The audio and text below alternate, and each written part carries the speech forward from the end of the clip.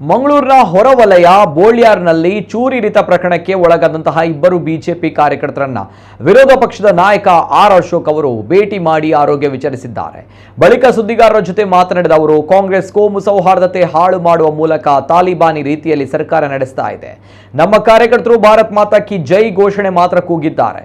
ಕೇವಲ ಇದಕ್ಕೋಸ್ಕರ ಮಸೀದಿಯಲ್ಲಿದ್ದವರು ಬಿಜೆಪಿ ಕಾರ್ಯಕರ್ತರನ್ನ ಅಟ್ಟಾಡಿಸಿ ಡ್ರ್ಯಾಗನ್ನಿಂದ ಹೊಟ್ಟೆಗೆ ಚುಚ್ಚಿದ್ದಾರೆ. ಇದು ಪೂರ್ವ ನಿಯೋಜಿತ ಕೊಲೆ ಕೃತ್ಯವಾಗಿದೆ. ಇಲ್ಲದಿದ್ದಲ್ಲಿ ಅವರಿಗೆ ಮಾರಕಾಸ್ತ್ರ ಸಿಕ್ಕಿದ್ದು ಹೇಗೆ ಎಂದು ಪ್ರಶ್ನಿಸಿದ್ರು. ಇಬ್ಬರಿಗೆ ಚೂರಿ ಇರಿಯಲಾಗಿದ್ದು ಒಬ್ಬರು ಇನ್ನೂ ಚಿಂತಾಜನಕ ಸ್ಥಿತಿಯಲ್ಲಿದ್ದಾರೆ.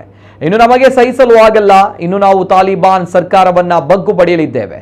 ಮುಂದೆ ಇನ್ನು ಕರ್ನಾಟಕ ಬಿಜೆಪಿ ಸೇರಿ ಈ ವಿಚಾರವನ್ನ ಸ್ಪೀಕರ್ ಮುಂದೆ ವಿಧಾನಸಭೆಯಲ್ಲಿ ಕೂಡ ಧ್ವನಿ ಎತ್ತಲಿದ್ದೇವೆ.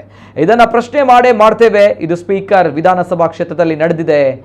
ಸ್ಪೀಕರ್ ಅವರು ತಮ್ಮ ಕ್ಷೇತ್ರದಲ್ಲೇ ಹಲ್ಲೆಗೆ ಒಳಗಾದಂತಹ ಪರವಾಗಿ ನಿಲ್ಲಬೇಕು, ಅದು ಮನುಷ್ಯತ್ವ. ಆದರೆ ಸ್ಪೀಕರ್ ಅವರು ಆಸ್ಪತ್ರೆಯಲ್ಲೇ ಇದ್ರೂ ಬಂದು ಗಾಯಾಳುಗಳನ್ನು ನೋಡಿಲ್ಲ ಎಂದರು. ಹಿಂದೂ ಕಾರ್ಯಕರ್ತರು ಯಾರು ಕೂಡ ಮುಸ್ಲಿಂ ವಿರೋಧಿ ಘೋಷಣೆಗಳನ್ನು ಕೂಗಿಲ್ಲ.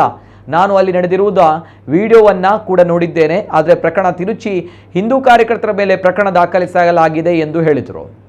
ಹಿಂದೂ ಕಾರ್ಯಕರ್ತರ ಮೇಲೆ ಹಾಕಿದ ಕೇಸ್ ವಾಪಸ್ ತೆಗೆದುಕೊಳ್ಳಬೇಕು, ಗಾಯಾಳುಗಳ ಆಸ್ಪತ್ರೆ ವೆಚ್ಚ ಭರಿಸಬೇಕು, ಗಾಯಾಳುಗಳಿಗೆ ಪರಿಹಾರವನ್ನು ನೀಡಬೇಕು, ಈ ಪ್ರಕರಣದ ಪೂರ್ಣ ತನಿಖೆ ನಡೆಸಿ ಆರೋಪಿಗಳಿಗೆ ಕಠಿಣ ಶಿಕ್ಷೆ ವಿಧಿಸಬೇಕು ಎಂದು ಆಗ್ರಹಿಸುವುದಾಗಿ ನುಡಿದರು.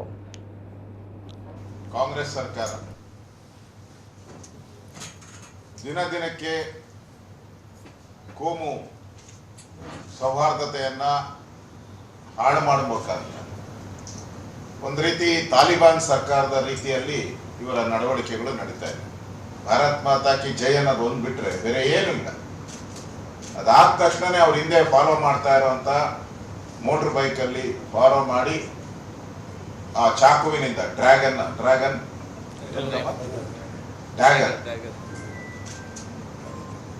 ಇಂದ ಬಹಳ ಒಂದು ಆಳವಾದಂತ ಹೊಟ್ಟೆಗೆ ಚುಚ್ಚಿದೆ. ನಾನು ಪೊಲೀಸ್ ಅವ್ರನ್ನ ಕೇಳಕ್ ಇಷ್ಟಪಡ್ತೀನಿ. ಅವ್ರ ಪ್ರೀ ಪ್ಲಾನ್ ಇಲ್ಲ ಅಂದ್ರೆ ಈ ಡ್ರ್ಯಾಗನ್ ಏನ್ ಬಂತು, ಈ ತಾಲಿಬಾನ್ ಸರ್ಕಾರವನ್ನ ಬಗ್ಗು ಬಡಿಯುವಂಥದ್ದು ಮುಗೀತು. ಇನ್ನು ಅವ್ರ ಕಾಲ.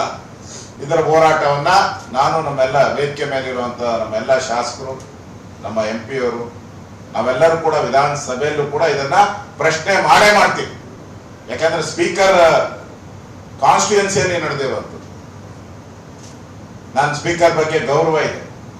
ಆದ್ರೆ ನನ್ನ ಆಸ್ಪತ್ರೆಗೆ ಬಂದು ಏನೇ ಕಾರ್ಯಕ್ರಮ ಇರ್ಬೋದು, ಹೆಲ್ತ್ ಮಿನಿಸ್ಟ್ರು ಈ ತರ ಹಲ್ಲೆ ಆದಂತಹ ಪ್ರಕರಣದಲ್ಲಿ ಹಲ್ಲೆಗೆ ಒಳಗಾದ ಪರವಾಗಿ ನಿಲ್ಬೇಕು, ಯಾರೇ ಆದ್ರೂ ನಿಲ್ಬೇಕು. ಹೋಗಿ ನೋಡಕ್ಕೆ ಸೌಜನ್ಯನೇ ಆಗ್ಲಿಲ್ಲಲ್ಲ ಇವರಿಬ್ಬರಿಗೂ. ಹೆಲ್ತ್ ಮಿನಿಸ್ಟ್ರಿಗೂ ಆಗ್ಲಿಲ್ಲ, ಸ್ಪೀಕರ್ ಅವ್ರಿಗೂ ಆಗ್ಲಿಲ್ಲ. ಅದೇ ಆಸ್ಪತ್ರೆಗೆ ಹೋಗಿದ್ದಾರೆ, ಅಲ್ಲೇ ಇನಾಗ್ರೇಷನ್, ಅದೇ ಆಸ್ಪತ್ರೆ, ಅದೇ ಆವರಣ, ಅದೇ ಆಸ್ಪತ್ರೆ ಒಂದು ಕ್ಯಾಂಪಸ್ ಒಳಗಡೆ ಕಾರ್ಯಕ್ರಮದಲ್ಲಿ ಇದ್ದಾರೆ.